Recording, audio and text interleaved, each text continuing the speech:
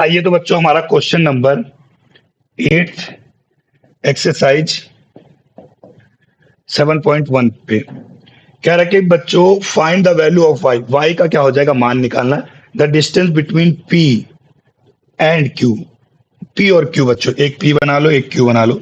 ये आपने line draw कर ली, ये आपका p है और ये आपका q।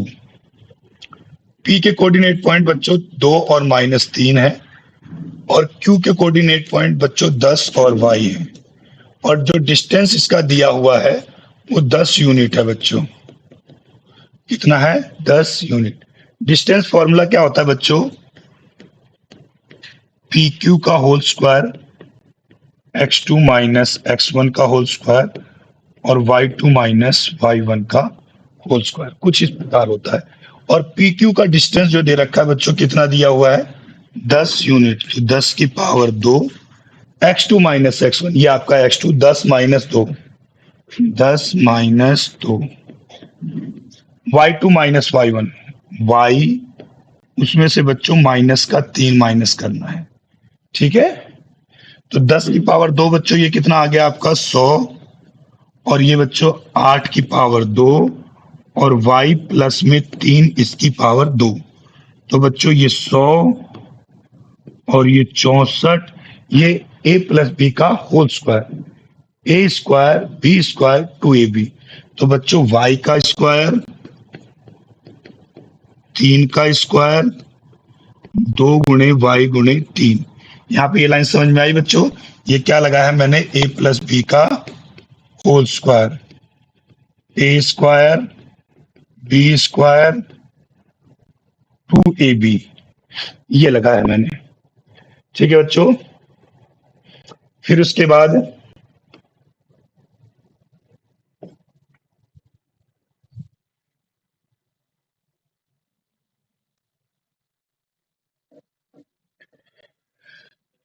सौ 64 वाई स्क्वायर 9 और ये 6y। 64 और 9 बच्चों 73 वाई स्क्वायर 6y। बच्चों 100 इधर प्लस में, उधर जाके माइनस में।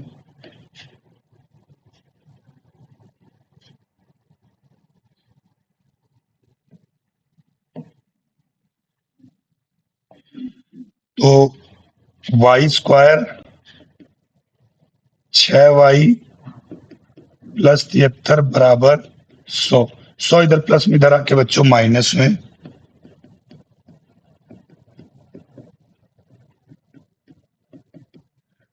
वाई स्क्वायर 6y और माइनस का 27। 100 में से बच्चों 73 चले गए, माइनस का 27, ठीक है।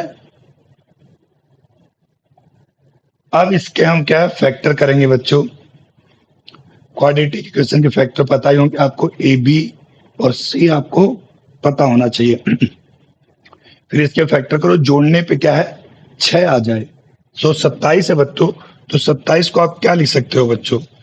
27 गुणे 1 आ सकता है, 9 गुणे 3 आ सकता है 27, और कुछ तो आ नहीं सकता।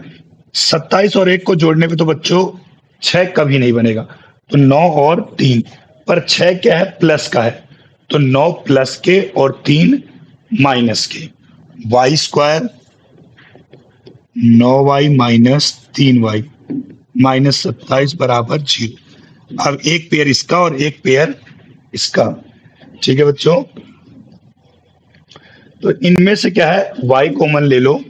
जैसे ही आप y कॉमन लेते तो यहाँ y प्लस 9, और इसमें से -3 कॉमन लेते तो ये भी y प्लस 9। अगर ये दोनों बच्चों y प्लस 9 y प्लस 9 एक जैसे आ रहे हैं, सही है, तब तो आपने सही किया है, अदरवाइज आपकी कहीं ना कहीं गलती हो गई है, ठीक है।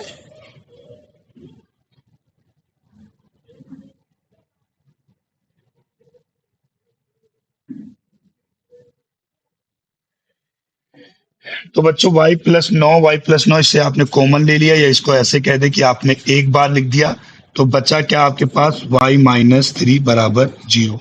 एक बार y प्लस 9 को 0 के बराबर लिख दो, एक बार y माइनस 3 को 0 के बराबर लिख दो। तो y प्लस 9 बराबर 0, तो y की वैल्यू कितनी आ गई बच्चों?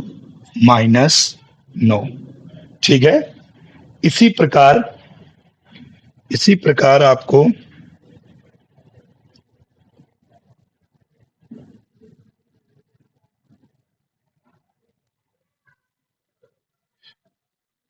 आपको y माइनस 3 को किसके बराबर 0 के लिखना है? तो y की वैल्यू कितनी आ गई? 3।